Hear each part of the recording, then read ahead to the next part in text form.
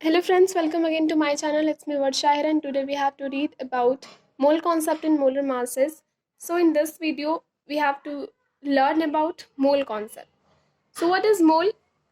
In SI system, mole was introduced as 7th base quantity for the amount of substance. यानी कि 7th base quantity में हमने amount of substance को major करने के लिए और डिनोट करने के लिए किसका यूज किया था? मोल का. ठीक है. अब 1 मोल क्या है? It is the amount of substance that contain as many particles or entities as there are in atom of 12 gram of the isotope of carbon 12. ठीक है. यानी कि कार्बन 12 को अगर हम 12 ग्राम मास में लेते हैं तो उसके अंदर जितनी सारी एटम्स प्रेजेंट होगी वो एटम्स एग्जैक्टली इक्वल होगी 1 मोल के. ठीक है. अब इसकी न्यूमेरिकल वैल्यू की अगर हम बात करें तो कितनी मास ली थी हमने कार्बन 12 की? 12 ग्राम. तो उससे हम कार्बन 12 का जो 1 एटम में मास होता है उससे इसे हम डिवाइड कर दिए. ठीक है. इसके डिवीजन होने के बाद हमें जो रिजल्ट मिला वो कुछ ऐसा था, that is 6.0221367 into 10 to the power 23 atoms per mole. ठीक है. तो ये जो है इनकी न्यूमेरिकल वैल्यू है. इसे आप याद करें ना. इसे हम क्या कहते हैं? एवोगाड्रो कांस्टेंट के नाम से भी जानते हैं या फिर एवोगाड्रो नंबर भी कह दो. क्यों? क्योंकि इस नंबर को जिसने दिया था यानी इस नंबर की जिसने खोज की थी उसका नाम क्या था? एमिडो एवोगाड्रो. ठीक है. अब हम देखेंगे molar mass. What is molar mass? The mass of 1 mole of a substance in gram is called its molar mass. यानी कि 1 मोल सब्सटेंस का मास अगर हम ग्राम में डिनोट करते हैं तो उसी मास को हम मोलर मास कहते हैं. ठीक है. ये न्यूमेरिकली इक्वल होता है एटॉमिक, मॉलिक्यूलर और फॉर्मूला मास के, जिसे हम डिनोट करते हैं स्मॉल u से. चलो अब हम पढ़ेंगे परसेंटेज कंपोजिशन. तो परसेंटेज कंपोजिशन को हम मास परसेंट ऑफ एलिमेंट्स के नाम से भी जानते हैं. तो what is percentage composition? The percentage composition of the given compound is defined as the ratio of the amount of each element to the total amount of individual element present in the compound multiplied by 100. यानी कि normally जैसे हम जैसे हम percentage निकालते हैं maths में, वैसे ही हम मास परसेंट ऑफ एलिमेंट्स भी फाइंड आउट करते हैं. आप देखो यहाँ पे ये चीज दी हुई है, दैट इज देखो यहाँ पे मास परसेंट ऑफ एलिमेंट्स कैसे फाइंड आउट करते हैं हम. तो यहाँ पे इस एग्जाम्पल में आपको सब कुछ समझ आ जाएगा और मास परसेंट फाइंड करना कोई बहुत बड़ी बात नहीं है. तो अब हम चलेंगे एम्पेरिकल फॉर्मूला और मॉलिक्यूलर फॉर्मूला की तरफ. तो अब देखो, an empirical formula represent the simplest whole number ratio for various atoms present in compound. ठीक है. ये क्या करती है कि simplest whole number ratio present करती है किसके? जितने भी एटम्स प्रेजेंट होते हैं कंपाउंड में उनके. मॉलिक्यूलर फॉर्मूला का क्या करती है? उनके एग्जैक्ट नंबर को रिप्रेजेंट करती है जो प्रेजेंट होते हैं क्या? डिफरेंट कंपाउंड्स में. यानी ये भी एटम्स का क्या करती है? एग्जैक्ट नंबर रिप्रेजेंट करती है. ये दोनों के बीच में डिफरेंस हो गया या फिर आप डेफिनेशन भी कह सकते हो. अब देखो एक चीज और है, that if the mass percent of various element present in a compound is known, its empirical formula can be determined. यानी कि empirical formula को determine करने के लिए mass percent of element पता होना बहुत जरूरी है. इसके बाद molecular formula can be further obtained if molar mass is known. अगर molar mass हमें पता होगा तो molecular formula को क्या कर सकते हैं? obtain कर सकते हैं. अब देखो इसके लिए हमें कुछ रूल्स को भी फॉलो करना पड़ता है एम्पेरिकल फॉर्मूला को फाइंड करने के लिए. तो इसके फर्स्ट रूल क्या है कि सबसे पहला तो हम परसेंटेज को ग्राम में कन्वर्ट कर देते हैं. यानी कि जो मास परसेंट हमें क्वेश्चन में दिया होता है उसे ग्राम में कन्वर्ट कर देते हैं. इसके बाद क्या करते हैं? सारे मासेस को हम डिवाइड करते हैं उनके मोलर मासेस से. ठीक है. थर्ड क्या है? उसमें से जो सबसे स्मॉलेस्ट आंसर होता है उसको सारे नंबर से डिवाइड कर देते हैं.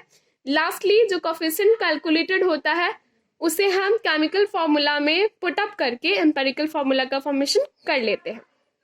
इसके बाद हम क्या फाइंड करते हैं? Molecular formula. मॉलिक्यूलर फॉर्मूला कैसे फाइंड करते हैं? n इंटू एम्पेरिकल फॉर्मूला इसका क्या है? फॉर्मूला है. ठीक है. इसमें हम क्या करते हैं? तो molar mass by empirical formula mass करते हैं. ठीक है. फॉर्मूला मास याद रखना, इसे फॉर्मूला मास करते हैं. तो इसके बाद जो हमें रिजल्ट मिलता है उससे क्या करते हैं? एम्पेरिकल फॉर्मूला को मल्टीप्लाई करते हैं. जैसे देखो यहाँ पे रिजल्ट 2 मिला. एम्पेरिकल फॉर्मूला यानी कि CH2Cl जो था इसे इन्होंने क्या कर दिया? 2 से मल्टीप्लाई कर दिया. ओके. तो अब हम एक न्यूमेरिकल सॉल्व करेंगे और इसे समझेंगे। देखो ये आपका क्वेश्चन, 1 मिनट।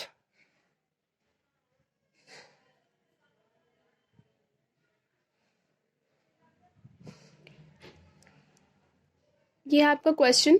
तो क्वेश्चन क्या है? A compound was found to contain 32.65% of sulfur, 35.3% of oxygen, 2.04% of hydrogen. What is its empirical formula and molecular formula of the compound? Where molar mass is 98.079 gram. ठीक है, तो सबसे पहला step हमें क्या करना था? परसेंटेज को ग्राम में कन्वर्ट करना था। देखो हम इसे कन्वर्ट करते हैं कैसे।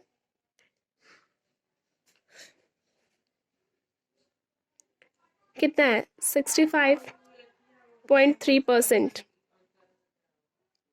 ठीक है, तो इसे हम क्या लिख सकते हैं?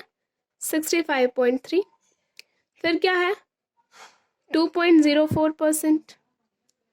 इसे हम क्या लिख सकते हैं? 2.04। फिर सॉरी, इसे हम क्या लिख सकते हैं? 32.65, क्योंकि हमने क्या एज्यूम कर लिया, लेट्स एज्यूम 100 ग्राम।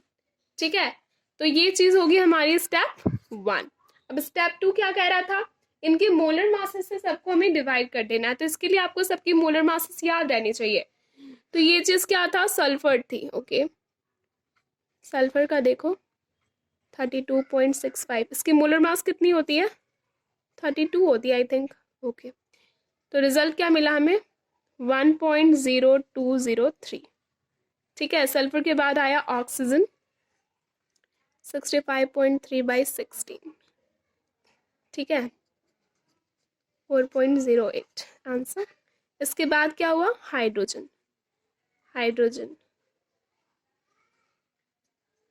ओके, इनकी मोलर मास कितनी होती है? 1.008। क्या मिला हमें? 2.024। सेकेंड स्टेप भी कंप्लीट हो गया। अब थर्ड स्टेप क्या था हमारा? कि इसमें से सबसे छोटे वाले नंबर को पिक आउट करना था। तो इसमें छोटा नंबर कौन सा है? ये वाला है। चलो पिक आउट किया हमने। अब इससे सारे नंबर्स को हम क्या करेंगे? डिवाइड कर देंगे। 1.0203 divided by 1.0203, we get 1. 4.08 divided by 1.0203, we get 3.998 is equal to 4. 2.024 divided by 1.0203, what we get? 1.984 approx 2. चलो थर्ड स्टेप भी कंप्लीट कर लिया हमने। फोर्थ स्टेप में हमें क्या करना था? स्टेप 4 में क्या करना था? ये जो तीनों हमें नंबर्स मिले हैं उन्हें लिख लो।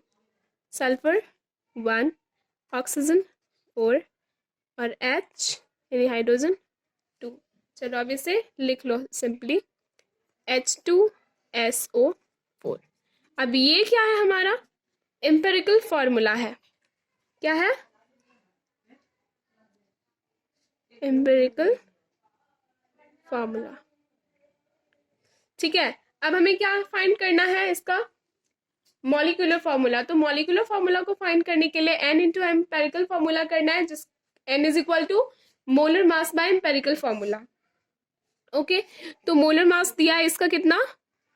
98.079 बाय, इसका जो कैलकुलेशन के बाद हमें इसका एम्पेरिकल फॉर्मूला मास जो मिला वो क्या था?